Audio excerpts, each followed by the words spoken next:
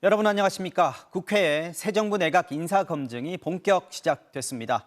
국무총리 후보자를 포함해 경제, 국토, 외교 등 모두 6명의 후보자들이 첫날 국회 인사청문회 자리에 섰는데요. 잠시 후엔 인사검증 관련 MBC 단독 보도도 전해드리겠습니다. 먼저 그동안 김앤장 고액자문료 논란과 부인의 남편 찬스 전시회 등 여러 의혹들이 불거졌던 한덕수 총리 후보자의 청문회입니다. 민주당은 김앤장 얼굴마담, 회전문 끝판왕이라며 한 후보자에게 파상 공세를 폈는데요. 한 후보자는 고액 자문료 논란에 송구하다면서도 자신과 배우자를 향한 각종 의혹에 적극 반박했습니다. 이기주 기자가 보도합니다. 청문회는 시작부터 한덕수 후보자가 김앤장에서 받은 고액 자문료에 초점이 맞춰졌습니다. 첫 해에 보너스 330만 원 받으셨습니다. 그런데 그 이듬해인 18년, 19년, 20년 2천만 원으로 뜁니다. 5억 가까운 급여가 많다라고 하는 국민적 정서 때문에 지금 문제가 있는 거거든요. 이게 다 전관 특혜를 바라고 준 돈 아니냐, 얼굴 마담한 것 아니냐는 말까지 나오자 한 후보자도 발끈했습니다. 후보자 같은 분을 얼굴 마담을 내세워서 이윤축에 활용한 겁니다. 얼굴 마담이라는 거는 원래 얼굴만 있지 손발이 없는 사람을 얘기하는 거 아닌가요? 한 후보자는 봉급이 높은 수준인 건 맞다. 송구스럽다면서도 전관 특혜 의혹은 조목조목 반박했습니다. 제 자신 행동이 그러한 개인적인 특정 케이스에 관여가 됐거나 이런 것들이 한 건도 없었기 때문에 공무원들한테 단 한 건도 전화를 하거나 부탁을 한 바가 없기 때문에 한국 정부와 론스타 간 소송에 제출된 한덕수 후보자의 진술을 놓고도 설전이 오갔습니다. 론스타 측 답변서를 보면 한 후보자가 한국 사회는 외국 자본에 대한 부정적인 정서가 너무 강하다. 국회와 국민, 언론 매체들이 모두 외국 자본에 대해 지나치게 국수주의적인 것은 문제가 있다고 언급한 대목이 문제가 됐습니다. 경악을 금치 못했는데 우리 국민들의 외국 자본에 대한 어떤 감정에 대해서 이렇게 왜곡하고 폄하하는 것을 론스타는 제가 그렇게 얘기한 일부분의 얘기를 전체 국민이 그렇게 생각한다고 몰아간 겁니다. 산자부 재직 시절 미국 정유회사 등의 집을 임대해 6억 원 넘는 소득을 올렸다는 이해충돌 논란과 배우자가 대기업으로부터 고액을 받고 그림을 판매했다는 특혜 의혹에 대해서도 한덕수 후보자는 불법과 특혜는 없었다며 관련 의혹을 전면 부인했습니다. 국민의힘 의원들은 한 후보자가 민주당 정권에서도 국무총리를 역임했다는 점을 강조하며 엄호에 나섰습니다. 문제가 됐었다면 그때 청문회에서 문제가 됐어야 되고 지금 또 다시 문제를 삼는 것은 저는 일사부재리다. 민주당과 정의당은 한 후보자의 김앤장 활동 내역과 배우자의 미술품 판매 내역에 대해 추가 자료를 요구하고 있어 내일로 예정된 이틀째 인사청문회에서도 치열한 공방이 예상됩니다. MBC 뉴스 이기주입니다. 여야 공수 교대로 처음 열린 인사청문회. 원희룡 국토부 장관 후보자에게는 제주시사 시절 법인카드 사용이 부적절했다는 의혹이, 박진 외교부 장관 후보자에겐 자녀 관련 의혹이 논란이 됐습니다. 이어서 김민찬 기자입니다. 원희룡 국토부 장관 후보자가 제주지사 시절 단골로 찾은 고급 일식당입니다. 점심 한 끼 7만 5천 원, 저녁은 16만 원 하는 정식만 파는 곳입니다. 원 후보자는 여기서 17명이 간담회를 했다고 회계 처리를 했는데 법인카드 사용 금액은 40여만 원이었습니다. 민주당은 2~3명이 모인 사적 모임을 해놓고 허위 기재했다는 의혹을 제기했습니다.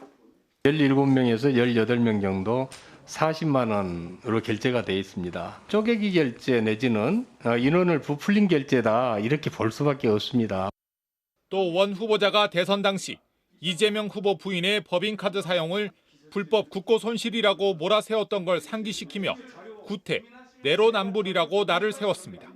대선 때 엄격한 법인카드 사용을 아주 후보자가 강조를 하신 바가 있습니다. 17명이면 김영란법 위반이거나 아니면 사적으로 쓰셨으면 허위 기재를 하신 겁니다. 원 후보자는 이에 대해 공적으로만 쓴 건 분명하다면서 뒷받침할 추가 자료를 청문회장에 내놓지는 않았습니다. 속 시원하게 이게 완전히 이게 깨끗이 해소가 되었으면 좋겠는데 좀 그러지 못한 부분도 있어서 제가 조금 사실은 답답하고요. 박진 외교부 장관 후보자는 자녀 의혹으로 진땀을 흘렸습니다. 특히 민주당은 장남이 불법 도박 사이트 회사에서 일한 거 아니냐며 공세를 펼쳤습니다. 현금을 걸고 포커를 치는데 이게 게임이라고요? 너무 억지 아닙니까? 본인이 SNS에 CEO 운영이사로 소개하고 있는 건 뭡니까 그럼? 박 후보자는 도박이 아니라 넓은 의미의 게임 개발사라고 해명하면서도 고개를 숙였습니다. 사실 여부를 떠나서 이러한 저희 가족과 관련된 내용이 제기되고 또 이렇게 논란이 된 거에 대해서는 제 부덕의 소치라고 생각합니다. 여기에 아들과 딸이 외국에서 오래 생활해 특례 전형으로 각각 카이스트와 연세대에 입학한 것도 아빠 찬스로 지목되기도 했습니다. 한화진 환경부 장관 후보자는 전문성이 도마 위에 올랐습니다.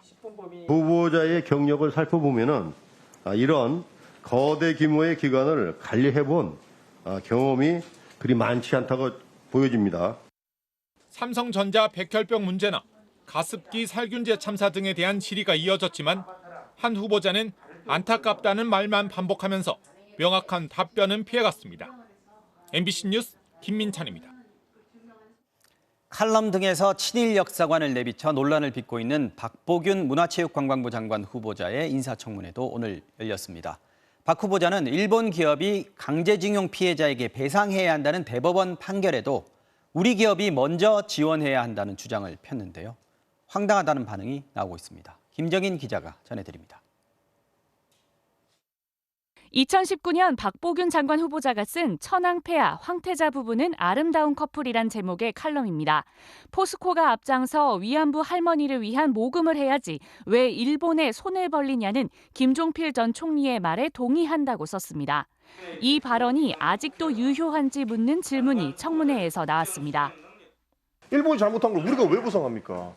일본이 잘못했다 하더라도 우리가 1965년에 일본인한테 청구권 자금을 받아서 포항제철을 짓고 여러 가지 발전을 이뤘으니까 일본인한테 받은 돈으로 발전한 기업들은 그 기업에서 우선적으로 먼저 그 피해자한테 저는 먼저 지원을 해달라 그런 의미입니다. 저는 굉장히 황당한데요.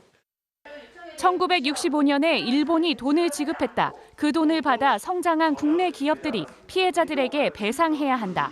일본 정부가 강제징용 배상을 거부하며 내놓는 논리와 똑같습니다. 일본에 파견을 한 한일 정책협의단이 지금 강제징용 문제 가지고 이야기하러 간다는 겁니다. 일본에 대한 주장을 장관 후보자가 직접 얘기하고 계시면 이게 됩니까? 말이 된다고 생각하세요? 미쓰비시한테 당연히 그 배상이나 보상을 받아야 한다고 생각하면서도 포스코가 그 일본 1965년 우리가 자치당하고 우리가 30몇 년 동안 강제징용 피해자 측은 피해자들의 힘든 싸움을 모독하는 발언이라고 비판했습니다. 가해 사실이 있는 책임을 져야 되는 당사자로부터 이 돈을 받겠다라고 지금까지 그 숱한 어려운 피해자들의 어려운 그 싸움, 어떤 인격 이런 것들을 좀 모독하는. 박 후보자는 또 한국은 일본과 비교하면 싸구려 사회 풍토에 저급한 국민의식을 갖고 있다고 지적한 칼럼에 대해서는 당시 일본에 대한 보편적인 평가라고 답했습니다. 당시 일본인들의 질서의식에 대해서 대한민국 거의 모든 언론이 높이 평가했습니다. 사과 못 하시겠습니까? 저는 다수의 국민들이 제 글을 보면 그렇게 생각하지 않을 것으로 생각합니다. 독도 문제에 대해서도 박 후보자는 일본인들이 과거에 관심도 없는 지역이었는데 우리가 독도는 우리 땅이라고 정치적으로 과시해 분쟁 지역으로 만드는 건 전략적 문제가 있다고 밝혔습니다. MBC 뉴스 김정인입니다. 네, 이번 인사청문회를 어떻게 끌고 갈 것인지 여야의 셈법이 서로 다릅니다. 더불어민주당은 인사청문회 명단이 아닌 검찰 수사 대상자 명단이라며 특히 한덕수 후보자를 비롯한 4명의 후보자는 반드시 낙마시키겠다는 입장입니다. 국민의힘은 새 정부 출범을 앞둔 발목 잡기라며 비판하고 있는데요. 임현주 기자입니다. 국회 교육위원회 소속 민주당 의원들은 한미교육위원단을 방문했습니다. 김인철 교육부 장관 후보자의 온가족 풀브라이트 장학금 의혹을 추궁하기 위해서입니다. 도대체 어떤 기준으로 김 후보자 가족 모두가 장학금 혜택을 받을 수 있었는지 궁금하고 혹여나 본인 찬스, 남편 찬스, 아빠 찬스는 없었는지 의심스럽습니다. 민주당은 정관을 이용한 부정축제를 방지하기 위해 이른바 한덕수 방지법도 추진하고 있습니다. 한덕수, 김인철에 더해 수사권 분리에 반대하며 입법부를 비난한 한동훈 법무장관 후보자와 아빠 찬스 논란이 된 정호영 후보자 등 4명은 반드시 낙마시키겠다고 벼르고 있습니다. 인사청문 명단이라기보다는 검찰의 수사 대상자 명단이라고 하는 것이 더 적합할 것입니다. 반면 국민의힘은 새 정부의 발목을 잡기 위한 무리한 검증은 안 된다며 날을 세웠습니다.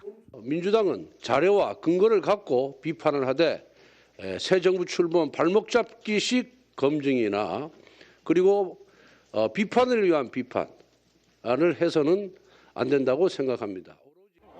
윤석열 당선인 측도 후보자들에게 그간 제기됐던 의혹에 대해 적극적으로 해명하라며 당당한 대응을 주문했습니다. 국회의원들의 질의에 정확하게 자신의 소신이나 또 철학, 또 앞으로 부서를 운영할 그런 계획들을 명확하게 밝혀주시기 바랍니다.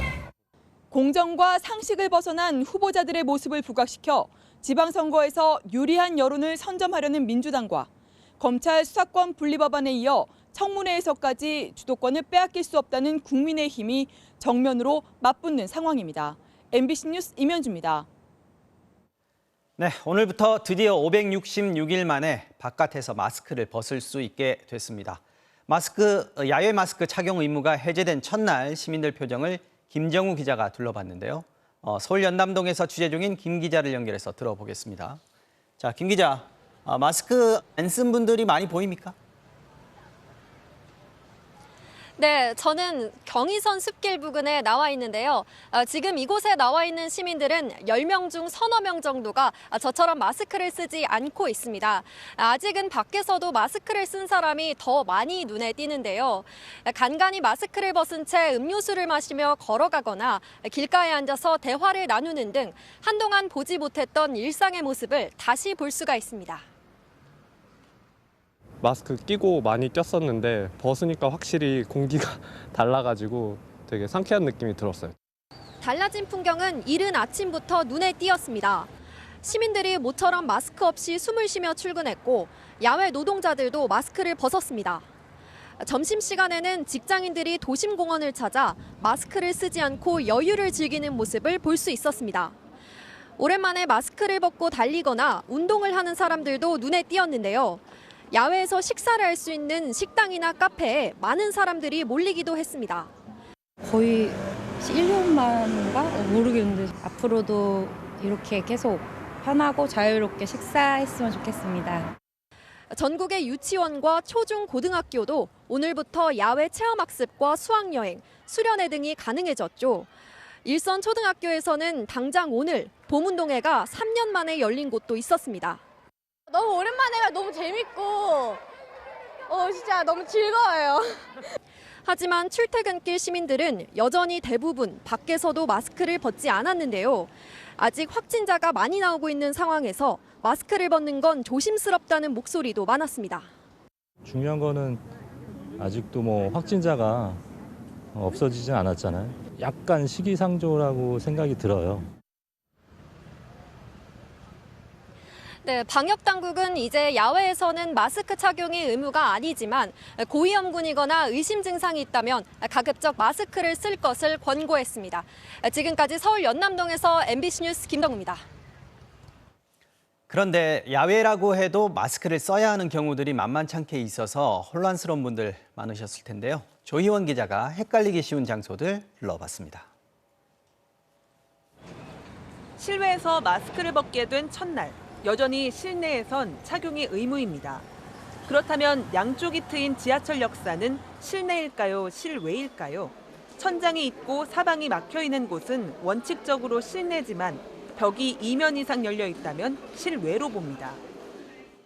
2호선 잠실역입니다. 이곳은 보시는 것처럼 사방이 막혀 있기 때문에 마스크를 벗어서는 안 됩니다.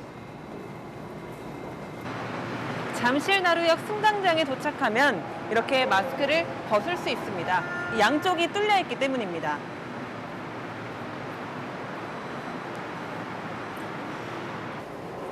하지만 하지만 1층 실내로 내려오면 밖으로 나가기 전에 이렇게 잠깐 마스크를 다시 착용해야 합니다. 음식점이나 카페도 마찬가지입니다. 카페에서도 이런 실내 좌석에서는 마스크를 써야 하지만 이런 야외 좌석으로 나오면 마스크를 벗어도 괜찮습니다. 한 장소에서도 마스크를 썼다 벗었다 해야 하는 겁니다. 실내가 어디까지 실내인지 실내에서 벗었다가 실내에 입장할 땐 써야 되는데 이걸 그러면은 썼다가 들었다가 벗었다가 먹고 또 썼다가 하라는 건지. 실외라고 항상 벗을 수 있는 건 아닙니다. 50명 이상 모이는 집회나 야외 공연, 스포츠 경기에서는 꼭 써야 합니다. 50인 이상의 사람이 모였더라도 이곳 야외 놀이공원에서는 마스크를 벗을 수 있습니다. 다만 이렇게 줄을 서는 사람이 많아서 주변 사람들과의 거리를 1m 이상 유지하기 어려울 때에는 의무는 아니지만 착용을 권합니다. 하지만 앞서 실외 마스크 착용을 해제한 이탈리아에서 최근 신규 확진자가 급증세를 보이는 등 재유행 우려는 남아 있습니다. 방역당국은 고위험군은 실외에서도 마스크를 착용해야 하며 실내 마스크는 앞으로도 장기간 유지해야 한다고 밝혔습니다. MBC 뉴스 조희원입니다.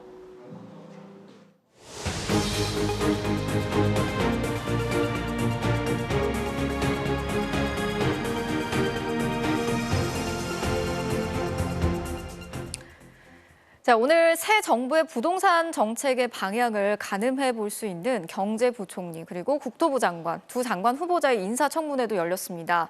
선거 때는 표를 의식해서 규제를 확 풀겠다고 공약을 했지만 정작 현실의 벽 앞에서 말이 조금씩 달라지고 있는데요.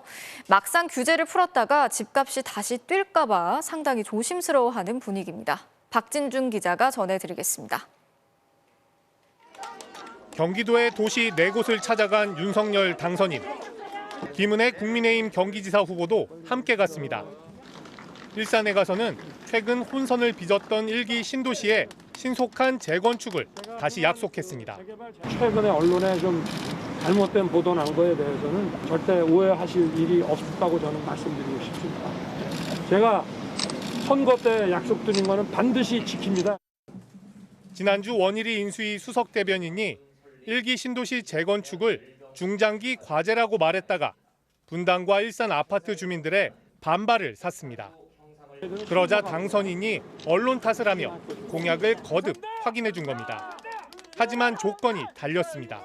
국회의 협조입니다. 신속하게 진행하기 위해서는 법의 개정이 필요합니다. 그런데 다행히 여야가 다 법안을 내놨기 때문에 인사청문회에 나온 경제부총리 후보자도 똑같은 말을 했습니다. 조속히 추진돼야 된다. 다만 현실적인 문제 등이 있을 수 있기 때문에 지금 국회에도 법적 장치, 제도적 보완을 해나가면서 부동산 규제를 확 풀겠다는 공약은 현실의 벽 앞에서 조금씩 달라지는 분위기입니다. 간신히 진정되던 집값이 서울 강남과 분당 등에서 규제 완화 기대감으로 다시 꿈틀대고 있기 때문입니다. 종합부동산세를 재산세와 합치겠다는 공약은 장기 과제로 미루었습니다. 지금 당장 종부세를 폐지하기는 어려운 상황이고요. 그런 시간을 좀 두면서 임대차 3법을 손보겠다는 공약 역시 국회로 공을 넘겼습니다. 임대차 3법에 대해서는 국회에서 소위를 만들어주시면 저희들이 심도 있는 대안을 내도록 하겠습니다. 원희룡 후보자는 새 정부의 부동산 정책 목표가 뭐냐는 질문에 단기적으로 하향 안정시키는 거라고 답했습니다. MBC 뉴스 박진준입니다. 지난 2년 반 동안 무섭게 오르기만 하던 아파트 값은 드디어 하락세로 돌아섰습니다. 2달 연속 마이너스를 기록했는데요. 하락세로 돌아선 결정적인 원인, 금리 인상 때문인 것으로 추정이 되고 있습니다. 당분간은 금리가 계속 오를 텐데 그럼 집값도 이제 본격적으로 하락하는 건지 김하영 기자가 전해드리겠습니다. 아파트값 상승은 2013년부터 시작됐습니다. 2008년 전 세계를 덮친 금융위기의 후유증이 가시자 집값이 오르기 시작했습니다. 2015년 4% 넘게 뛴 아파트값은 강력한 대책이 나왔던 2019년 딱 1년만 하락했을 뿐 10년 동안 꾸준히 올랐습니다. 특히 코로나가 터진 직후 금리가 내려가고 시중에 엄청난 돈이 풀리자 아파트값은 수직 상승했습니다. 2020년 7.5%, 2021년은 14%나 올랐습니다. 미친 집값이라는 말이 괜히 나온 게 아니었습니다. 이 긴 대세 상승이 드디어 꺾이는 걸까? 수도권 아파트값은 2019년 8월부터 꾸준히 올랐습니다. 작년 8월에는 한 달 만에 1.7%가 넘게 올라 최고점을 찍었습니다. 그런데 바로 그 8월부터 한국은행이 기준금리를 올리기 시작했습니다. 아파트값 상승률은 급격히 꺾이기 시작하더니 올해 2월과 3월 드디어 2달 연속 마이너스로 돌아섰습니다. 한국은행 기준금리는 코로나 기간 내내 사상 최저인 0.5%였습니다. 그러다 작년 8월부터 오르기 시작해 1.5%가 됐습니다. 불과 8개월 만에 3배가 된 겁니다. 사상 최대로 불어난 가계부채 때문에 금융당국은 대출도 규제하기 시작했습니다. 그러자 매매가는 물론 전세 가격도 2년 5개월 만에 처음으로 하락했습니다. 전국적으로 주택 매매 가격과 전세 가격이 하락한 것은 작년 하반기 이후 지속되고 있는 금리 인상의 효과가 있습니다. 한국개발연구원은 당분간 집 사려는 사람들이 별로 없을 거라고 전망했습니다. 그 이유로 가파른 집값 상승에 따른 피로감, 소득 대비 높은 가계부채 비율, 주식 가격 하락을 꼽았습니다. 다만 올해 2분기부터 서울과 수도권 입주 물량이 많지 않아 지역별로 조금 오를 수는 있다고 내다봤습니다. MBC 뉴스 김아영입니다. 검찰 수사권 분리를 위한 입법이 내일 본회의와 국무회의 통과만을 남겨놓고 있는 상황에서 여야는 오늘도 치열한 공방을 벌였습니다. 민주당은 의사 진행을 방해한 국민의힘 의원들의 책임을 거듭 강조했고요. 국민의힘은 문재인 대통령의 거부권 행사를 압박했습니다. 이 소식은 남효정 기자가 취재했습니다. 국회의장의 본회의장 진입 과정에서 벌어졌던 국민의힘 의원들과의 충돌.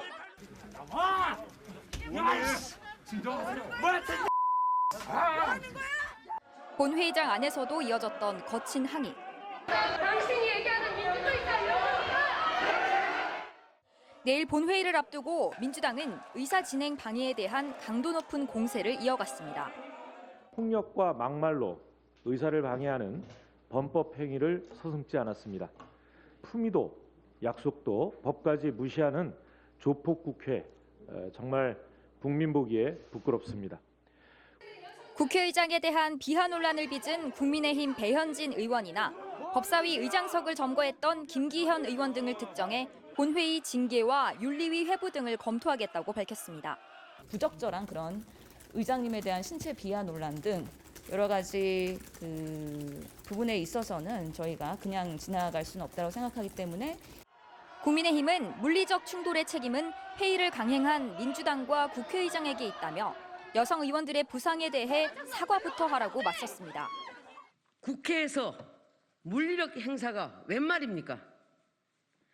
입법 독재에 항의하는 국회의원을 대상으로 폭력을 가하는 행태가 정상입니까? 또 문 대통령의 거부권 행사도 거듭 압박했습니다. 기어이 헌정 완박의 길을 걷고 있습니다. 검수완박 거부권 행사는 지난 5년간의 실정을 조금이나마 덜어낼 수 있는 마지막 기회입니다. 내일 본회의는 오전 10시 개최로 공고됐는데 개회 직후 남은 형사소송법 개정안도 통과될 걸로 보입니다. 본회의 상황에 따라 국무회의는 내일 오후에 열릴 가능성이 높습니다. 법안이 공포되면 검찰 수사권 분리 법안 처리가 일단락되는 건데 이후 여야의 공방이 더 치열해질 것으로 보입니다. MBC 뉴스 남효정입니다. 더불어민주당 최강욱 의원이 지난주 법사위원 온라인 회의에서 성희롱 발언을 했다는 비판이 제기됐습니다. 한 남성 의원의 모습이 화면에 보이지 않자 성적 행위를 의미하는 표현을 사용한 건데요. 이에 대해서 최 의원은 가벼운 농담이었는데 취지가 왜곡됐다면서 전후 맥락을 떠나서 불쾌감을 느끼게 해드린 점에 대해서 참석자들에게 유감의 말씀을 드린다고 밝혔습니다. 문재인 대통령이 이명박 전 대통령과 김경수 전 경남지사 등을 사면하지 않기로 가닥을 잡은 것으로 전해졌습니다. 사면에 대한 부정적인 여론과 정치적인 부담을 고려한 것으로 보이는데요. 엄지인 기자가 전해드리겠습니다. 임기 마지막 특별 사면의 기준으로 문재인 대통령은 사법 정의와 여론을 강조해왔습니다. 국민들의 지지 또는 공감대 여부가 여전히 우리가 따라야 할 판단 기준이라고 생각합니다. 국민청원 답변을 통해 이명박 전 대통령 사면에 찬성하는 사람도 많다고 언급하면서 국민 통합을 명분으로 사면을 결심할 수 있다는 관측이 청와대 안팎에서 제기됐지만 문 대통령은 결국 사면권을 행사하지 않기로 가닥을 잡은 것으로 전해졌습니다. 청와대 고위 관계자는 법무부 심사 등의 절차를 고려하면 현 상태에서 사면은 물리적으로 어렵다고 전했습니다. 민주당 내에선 이명박 전 대통령 사면에 부정적인 반응이 적지 않습니다. 헌법적 권한이긴 하지만 이명박 사면에 대해서는 상당한 국민적 반발이 있지 않을까 이렇게 생각합니다.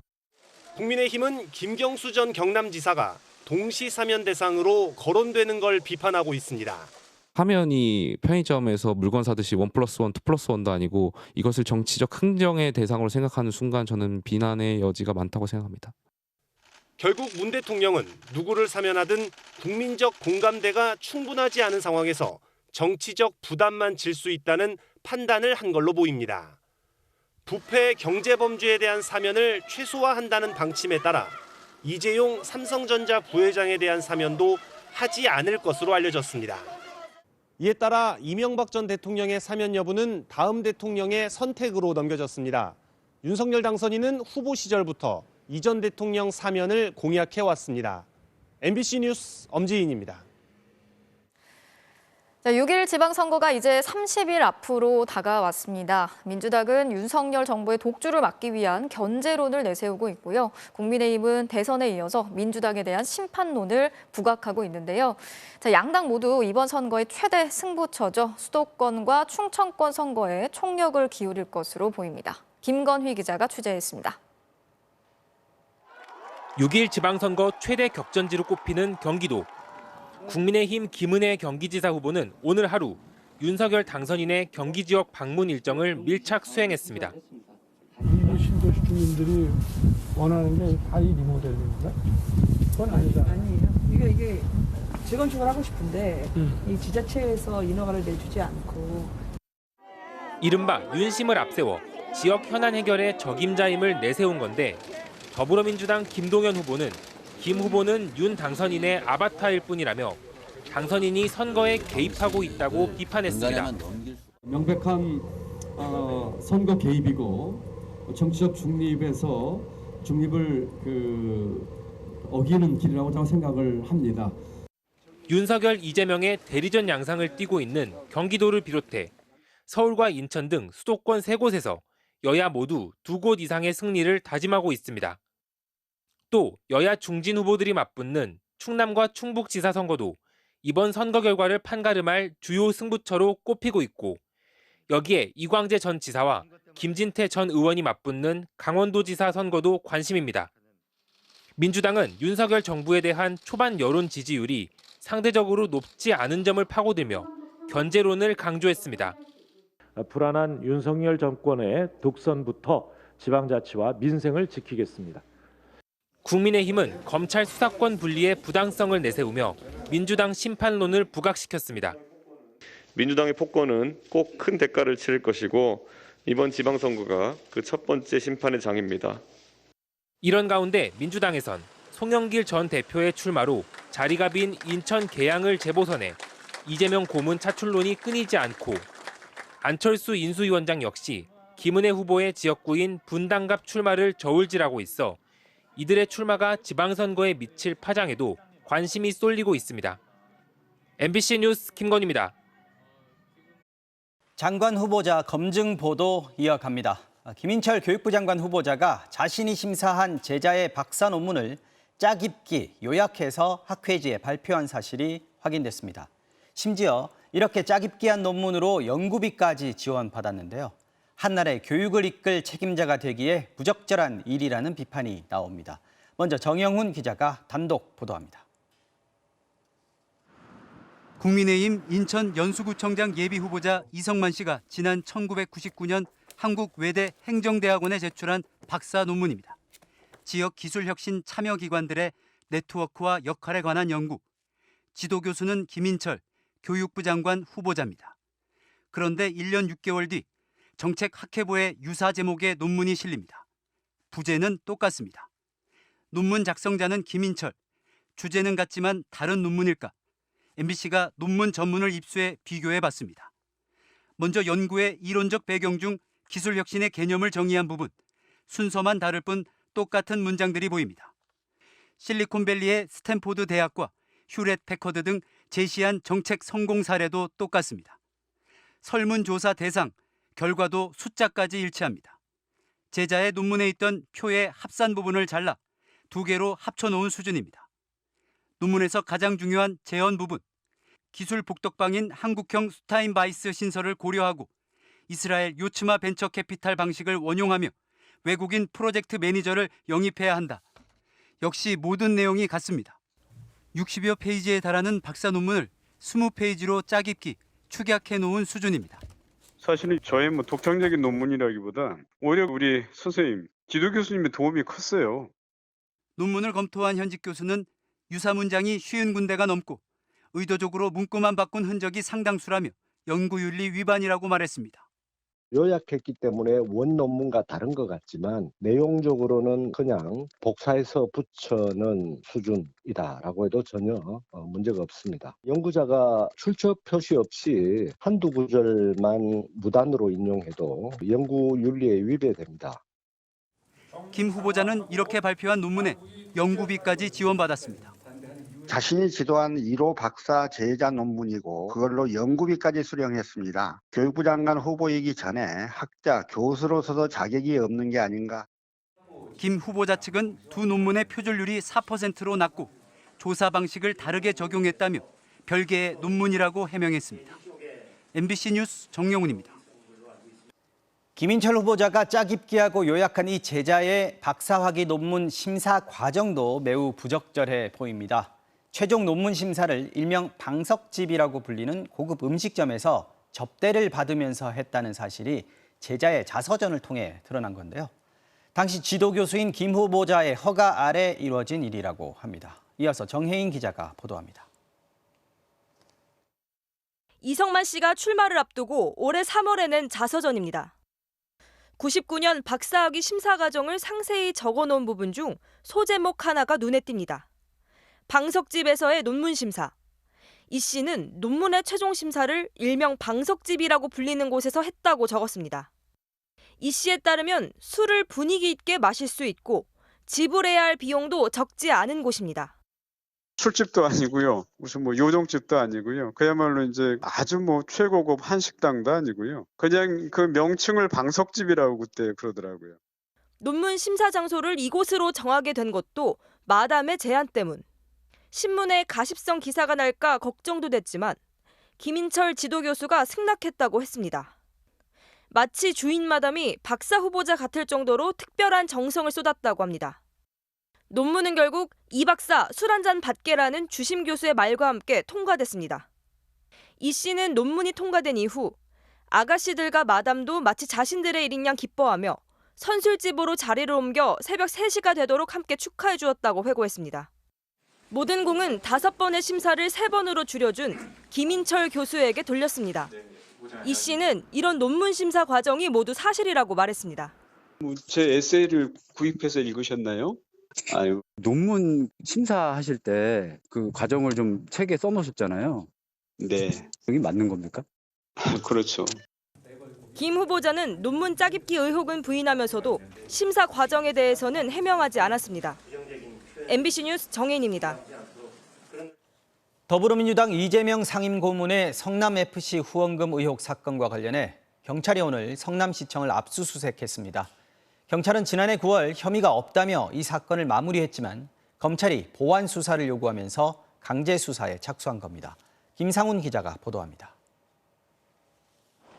경찰관들이 파란색 상자 4개를 차례로 들고 성남시청 건물을 나섭니다.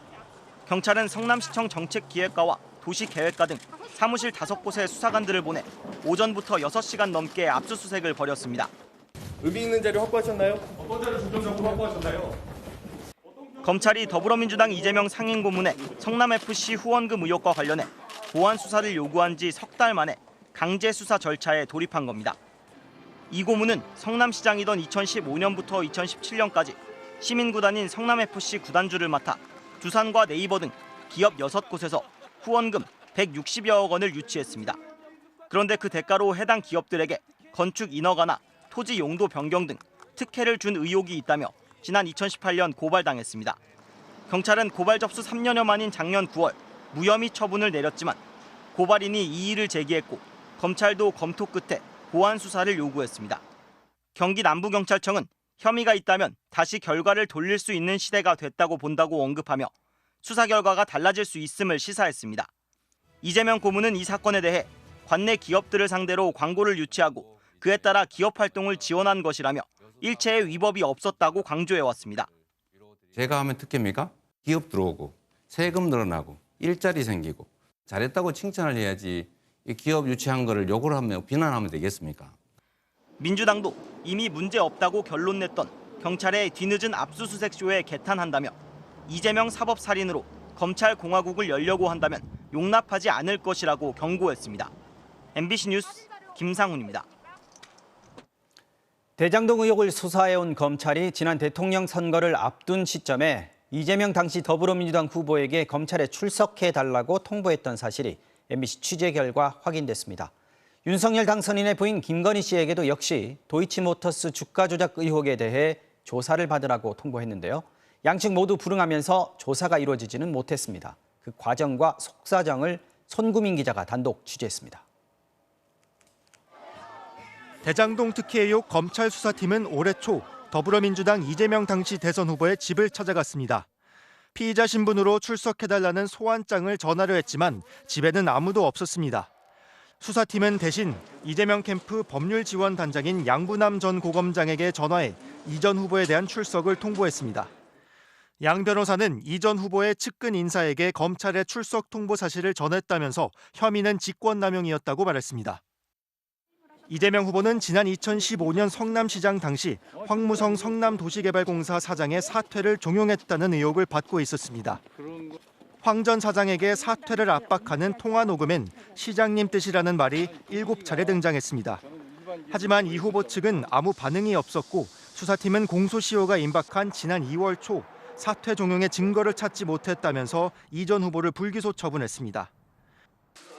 도이치모터스 주가 조작 수사팀 역시 대선 전 국민의힘 윤석열 후보의 부인 김건희 여사에게 주가 조작에 돈을 댄 의혹에 대해 출석해 조사받으라고 통보한 것으로 확인됐습니다. 현재로선 기소가 어렵다, 기소할 수 있다. 수사팀과 일부 지휘부 사이 이견이 있었지만 대면 조사해야 한다는 데는 의견이 같았습니다.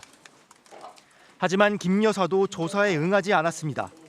검찰은 선거 전 이재명 후보와 윤석열 후보의 부인 양쪽을 모두 조사하고 사건을 마무리 지으려 한 것으로 보입니다. 다만 양쪽 모두 조사에 응하지 않으면서 두 사람에 대해 모두 공소시효가 임박한 일부 혐의들만 불기소 처분했습니다. 이재명 전 후보 캠프 측과 윤 당선인 측 모두 검찰의 출석 통보 등 개인적인 송사에 대해선 파악하지 못하고 있다고 밝혔습니다. 윤석열 당선인 취임이 다음 주로 다가오고 검찰 수사의 공정성에 문제가 있다며 수사권을 축소시키는 법안이 현실화된 상황. 검찰은 이재명 전 후보가 직접 대장동 사업에 관여했는지 또 김건희 여사가 주가 조작의 공범인지 남은 사건들을 좀처럼 정리하지 못하고 있습니다. MBC 뉴스 손구민입니다. 614억 원의 횡령 사건이 벌어진 우리은행. 이런 거액이 사라졌는데도 우리은행은 어떻게 10년 동안이나 이 사실을 까맣게 모르고 있었을까요? 1조 원대 금융사기 사건인 라인펀드 사태 때도 우리은행의 엉터리 관리 시스템이 드러나면서 개선을 약속한 적이 있었죠. 경찰이 오늘 우리은행을 압수수색했습니다. 홍신영 기자가 취재했습니다. 경찰이 서울 회원동에 있는 우리은행 본점을 압수수색했습니다. 614억 원을 횡령한 이 은행 직원이 구속된 지 이틀 만입니다. 구속된 전무차장은 세 차례나 은행 내부 문서를 위조한 것으로 드러났습니다. 먼저 2012년과 2015년 각각 173억 원과 148억 원을 수표로 빼갔는데 이때 담당 부장에게 결제받은 가짜 문서가 발견됐습니다. 부동산 신탁 전문 회사에 이 돈을 맡겨두겠다고 속여 담당 부장의 결제를 받아냈습니다. 우리은행 내부자는 당시 전 차장이 신탁회사에 돈을 맡기면 이자를 더 많이 준다고 속여 의심을 하지 않았던 것 같다고 말했습니다. 구속된 직원은 2018년에도 293억 원을 빼내고 계좌를 아예 해지해버렸습니다.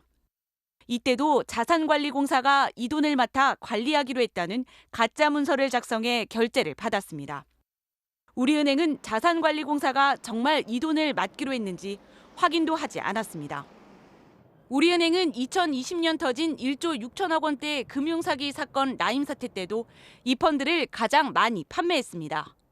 우리은행은 이 펀드가 부실하다는 걸 알면서도 고객들에게 계속 펀드를 팔았습니다. 사건이 터지자 우리은행은 모든 내부 문서를 전자문서로 스캔해 보관하도록 개선했습니다. 횡령 사건이 터진 부서의 문서들도 이때부터 전자문서로 보관되기 시작했습니다. 하지만 이미 돈은 모두 사라지고 계좌까지 해지된 뒤였습니다.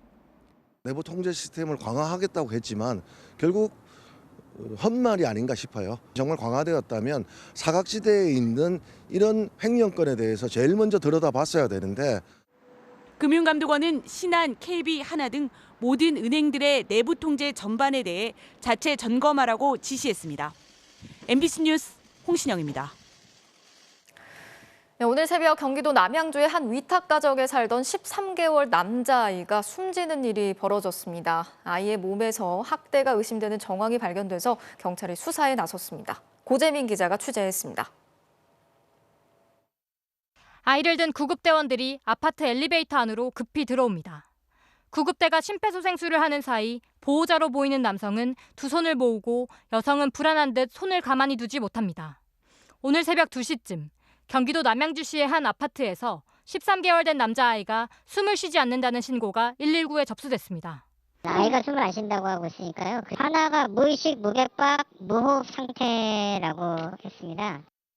아이는 곧바로 병원으로 옮겨졌지만 숨졌습니다. 그런데 검시를 한 의사가 아이의 손과 발에 멍등에 상처가 있고 얼굴에도 화상 자국이 있어 학대가 의심된다고 경찰에 신고했습니다. 숨진 아이는 입양되기 전에 아동을 보호하는 위탁가정에서 지난해 11월부터 양육되고 있었습니다. 그리고 최근 입양할 가정이 정해져 법원 허가 등의 절차가 끝나면 곧 새로운 부모를 만날 예정이었습니다. 애기 올라가는 거 가끔씩 봐요. 젊은 사람과 애기 데려가는 봤어요. 어쩐가 그저께. 위탁모는 사고 당시 아이가 우유를 먹고 자다 구토했고 다시 잠들었는데 새벽녘에 의식이 없어 보여 신고했다고 진술한 것으로 전해졌습니다. 이 부부는 5년째 위탁가정을 하며 대여섯 명의 아이를 돌봐온 것으로 파악됐습니다. 입양 담당 기관은 지난달 중순쯤 위탁모와 아이를 만나 점검했을 당시 학대 정황은 없었고 과거 다른 아이들을 맡았을 때도 문제가 없었다고 밝혔습니다. 경찰은 정확한 사인을 알기 위해 부검을 실시하는 한편 학대가 있었는지에 대해서도 조사할 계획입니다. MBC 뉴스 고재민입니다. 한 20대 지적장애인을 살해하고 야산에 암매장한 혐의로 남녀 4명이 구속됐습니다. 이들은 피해자와 같이 살고 있었고요. 이들 중 일부는 역시 같은 지적장애인이었습니다. 이지수 기자가 취재했습니다. 경기도 김포시의 한 야산. 2차선 도로와 맞닿은 산 입구에서 오솔길을 따라 30m가량 올라가자 풀숲에 깊게 파인 구덩이가 나옵니다. 지난달 20일 여기서 나무를 캐던 주민이 시신을 발견해 경찰에 신고했습니다. 두 분이서 며칠 동안 오셨던 것 같아요. 한 3, 4일 정도 CCTV 확인하신다고. 발견 당시 부패가 많이 진행된 상태였던 시신은 지문 채취 결과 20대 지적 장애인인 것으로 밝혀졌습니다. 경찰은 피해자 주변을 조사하던 중 함께 살던 30살의 지적 장애인 남성이 공개된 바 없는 피해자의 사망 사실을 알고 있는 점을 수상하게 여겼습니다. 추궁 끝에 남성의 범행을 자백받은 경찰은 이들과 함께 살아온 또 다른 지적 장애인 여성 등 남녀 3명이 살해에 가담했다는 진술까지 확보해 모두 체포했습니다.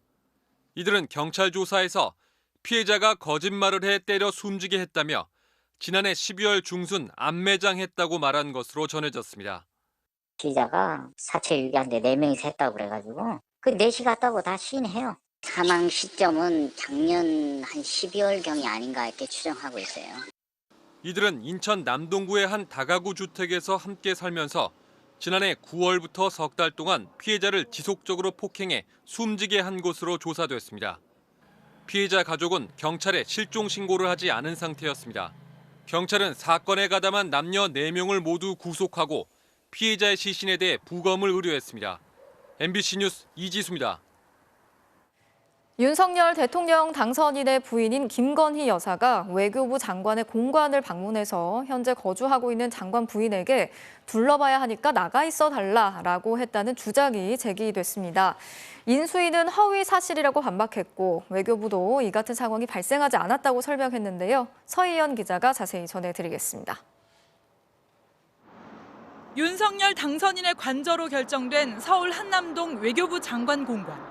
결정에 앞서 당선인의 부인 김건희 여사의 방문이 있었고 당시 논란이 될 상황이 있었다고 더불어민주당 우상호 의원이 주장했습니다. 우 의원은 한 라디오 방송에서 김 여사가 공관을 둘러보기 위해 건물 안에 있던 정의용 장관 부인에게 나가 있을 것을 요청했다고 주장했습니다. 강하지 않고 오셨겠죠. 그리고 외교부 장관 그 사모님에게 70대가 넘으신 분한테 이 안을 둘러봐야 되니 잠깐 나가 있어 달라고 해서 바깥에 정원에 나가 계셨고 그 사이에 그 안을 둘러봤다. 또 김 여사의 방문 이후 원래 후보지인 육군 참모총장 공관 대신 외교부 장관 공관으로 결정이 바뀌었다고도 말했습니다. 갑자기 그날로 기류가 바뀌어서 인수위 분위기가 갑자기 외교부 장관 공관을 관저로 사용한다 이런 식으로 입장이 확 하루 만에 바뀌었죠. 김건희 여사가 방문한 다음에 바뀐 겁니다.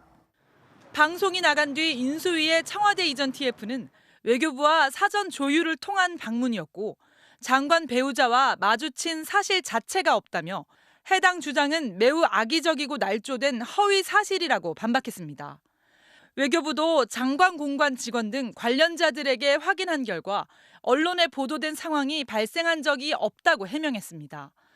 박진 외교부 장관 후보자의 인사청문회에서도 방문 당시 상황을 알 수 있게 공관 출입 기록을 제출하라는 요구가 나오기도 했습니다.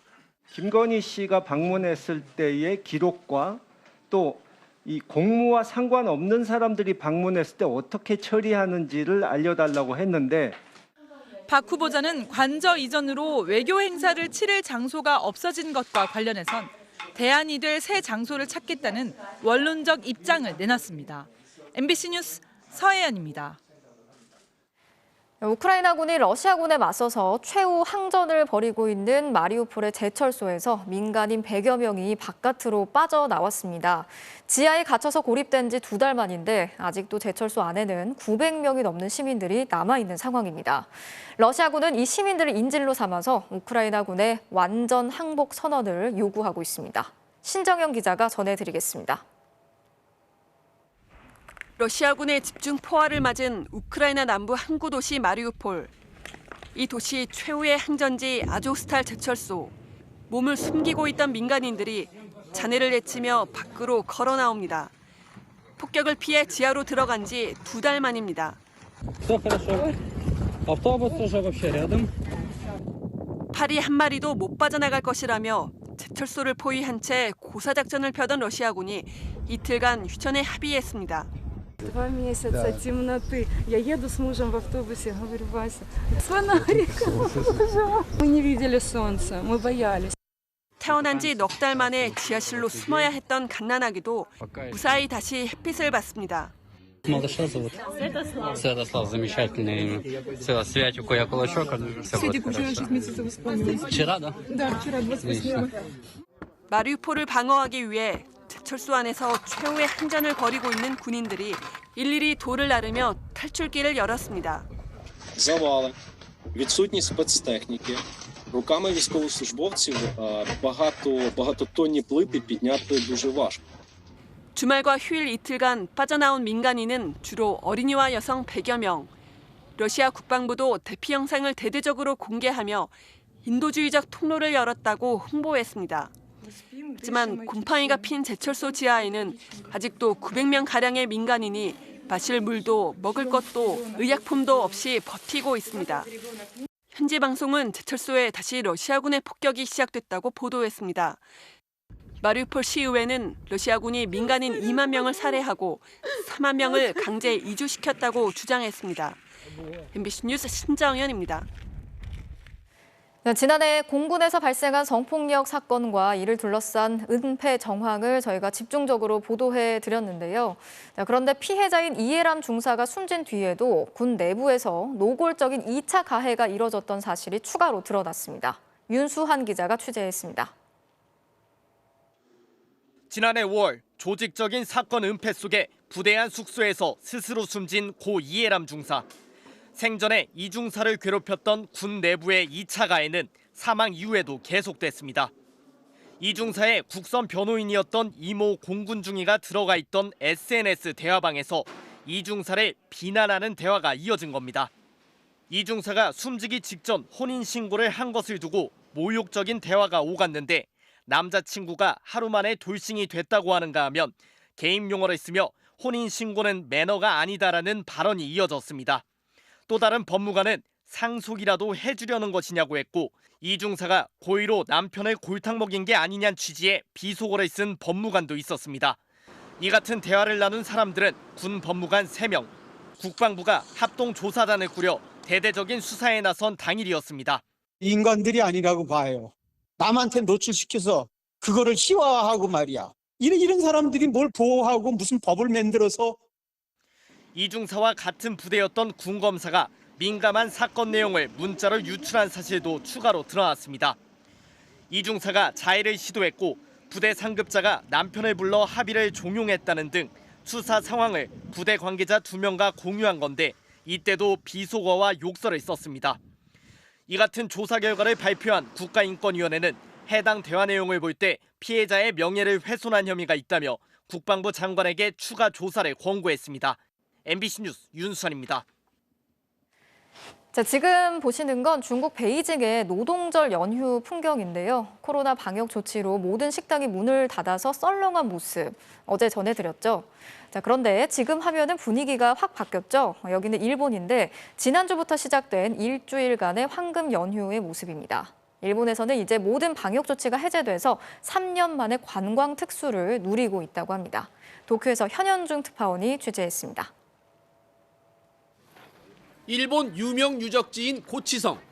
황금 연휴인 골든위크를 맞아 전국에서 몰려든 관람객들이 길게 줄을 섰습니다.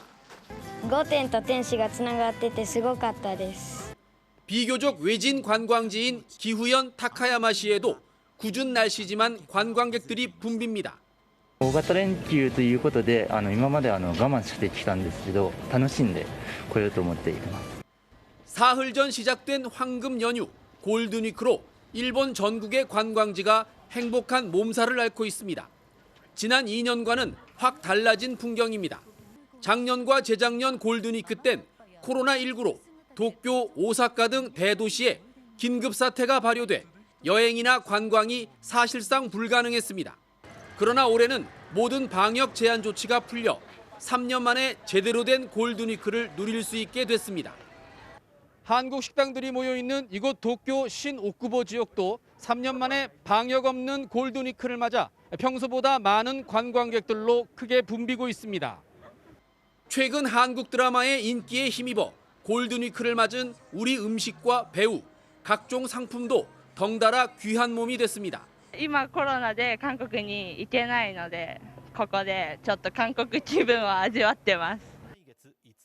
1년 전과 비교해 도쿄역과 오사카역은 열차 승객이 45% 이상 늘었고 하네다 공항의 국제선 승객은 무려 370%, 4배 가까이 급증했습니다. 그러나 최근 시레토코 반도에서 유람선 침몰 사고로 대형 인명피해가 난 유명 관광지 홋카이도는 숙박 예약 취소가 잇따르는 등 관광객들의 발길 대신 조문과 헌화 행렬이 줄을 잇고 있습니다. 도쿄에서 MBC 뉴스 현영준입니다.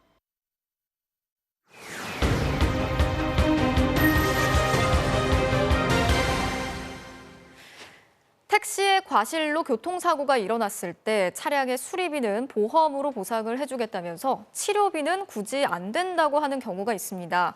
그래도 계속해서 요구를 하면 법정으로 가서 따져보자는 반응이 돌아오는데 여전히 이런 일이 적지 않다고 합니다. 제보는 MBC 구나연 기자가 전해드리겠습니다. 인천 남동구의 한 사거리. SUV 차량을 운전하던 강모 씨가 좌회전 신호를 받고 골목길로 들어섭니다. 그때 교차로 모퉁이에 서 있던 택시가 후진하다 왼쪽으로 핸들을 꺾으면서 강 씨 차량의 뒤쪽에 부딪혔습니다. 횡단보도에 손님을 내려준 택시가 다시 직진하려고 방향을 틀다가 좌회전하던 강 씨 차량과 충돌한 겁니다. 전 신호가 들어와서 천천히 이제 움직였죠. 좌회전을 해서 딱 가는데 갑자기 퍽 받는 거예요.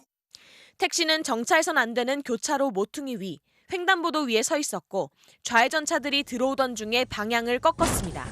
현장에 나온 택시공제조합 측은 과실을 인정하면서 차량만 고친다면 보험을 통해 수리비를 100% 부담하겠다고 했습니다. 목과 어깨 관절 등의 부상을 입은 강 씨는 치료비를 보상받을 수 있는 대인 접수도 요청했지만 거절당했습니다. 대물은 100% 해드리겠습니다. 그런데 대인은 접수 못 해드립니다라고 설명을 하는 거예요. 그래서 강 씨가 대인 접수를 계속 요구하자 공제조합 측은 그럴 거면 쌍방과실로 하자며 기사를 입원시키겠다는 반응을 보였습니다. 대인 접수를 해야 한다면 양쪽이 같이 해서 과실 비율을 따져봐야 한다는 겁니다. 서로 접수해서 이제 처리하는 게 가장 빠른 해결 방법이지 않나 그렇게 생각이 듭니다. 결국 피해자는 차량 수리비 250만 원과 현재까지 청구된 치료비 70만 원을 부담했고 소송을 준비하고 있습니다.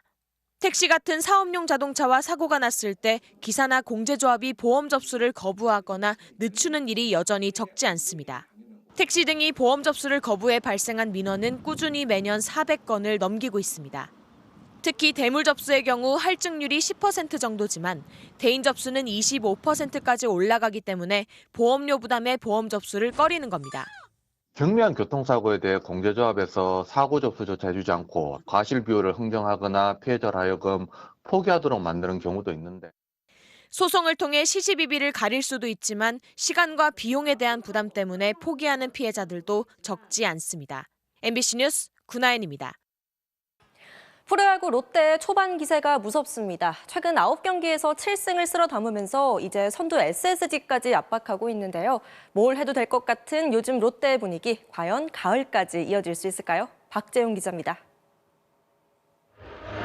10년 만에 LG 3연전을 휩쓰며 단독 2위.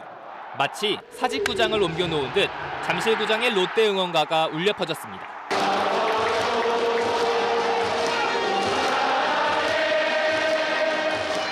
무료하고 이렇게 뭔가 삶을 살고 있는 느낌이 조금 부족했는데 이렇게 야구장에 이렇게 너무 많은 팬들이 오시고 또 이렇게 재밌는 경기를 할 수 있어서 전력 보강에 실패하면서 약체로 분류됐던 롯데. 하지만 한 달 만에 모두의 예상을 뒤엎었습니다. 우선 방망이가 뜨겁습니다. 올 시즌 리그 유일의 4할 타자 한동희가 홈런과 타율 등 공격 지표에서 1위를 휩쓸며 팀 타선을 이끌고 있습니다. 마운드 역시 평균 자책점 2위로 안정세입니다. 다승 1위 반스를 필두로 선발 4인방이 팀 15승 중 13승을 합작했고 최준용이 굿세이브로 뒷문을 든든히 지켰습니다. 탈삼진은 가장 많고 피홈런은 가장 적습니다. 분위기도 너무 좋고 또 우리 대우 선배 마지막 시즌이기 때문에 대우 선배님이나 또 준우 선배님 또 호인 선배님이나 원중이 형이 같이 또 이끌어 가다 보니까 더 분위기가 좋은 것 같습니다. 팀이 잘 나갈 때면 언제나 신문지와 빨간 비닐 모자로 뒤덮였던 사직 노래방의 추억도 되살아날 상승세입니다. 최근 9경기 7승의 파죽지세. 하지만 봄에만 반짝 잘한다고 해서 봄대라는 비아냥을 들어야 했던 롯데.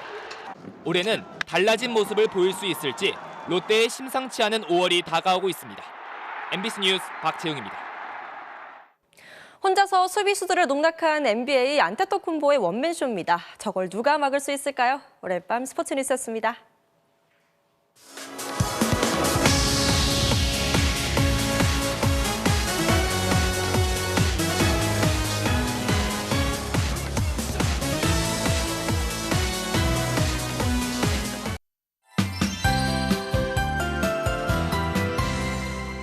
햇살이 가득 내리쬐면서 대기가 불안정해진 동쪽 지방으로는 요란한 소나기도 내렸는데요. 내일은 전국의 하늘 온종일 맑기만 하겠습니다. 다만 오후부터는 봄바람이 더 강해지겠습니다. 특히 강한 서풍이 산맥을 넘어서면서 강원 산지를 중심으로는 순간 시속 90km 이상의 강풍이 몰아치겠고요. 그 밖의 지방도 바람이 강하게 불겠습니다. 또 동해안 지방에서는 대기가 점차 메말라갈 것으로 보입니다. 내일은 오늘보다 일교차가 더 크게 벌어지겠습니다. 벌어지겠습니다. 서울의 아침 기온 9도, 광주 7도로 아침 공기는 여전히 쌀쌀하겠지만요. 낮 기온이 오늘보다 더 오릅니다. 서울 21도, 경북 성주 25도 등으로 일교차가 최고 20도가량 크게 벌어지겠습니다. 밤사이 내륙에서는 서리가 내리는 곳이 있겠고 또 옅은 안개도 끼겠습니다. 낮에는 맑은 가운데 공기질도 깨끗하겠습니다. 아침 기온은 서울 9도, 대구 8도, 광주 7도로 오늘과 비슷하거나 낮겠고요. 낮 최고 기온은 서울 21도, 대구 24도, 전주 22도까지 오르겠습니다. 이번 주는 갈수록 날이 따뜻해지겠고요. 금요일 오후부터 수도권과 강원 영서 지방에는 비가 내릴 전망입니다. 날씨였습니다. 뉴스 마치겠습니다. 오늘도 함께해 주신 여러분 고맙습니다.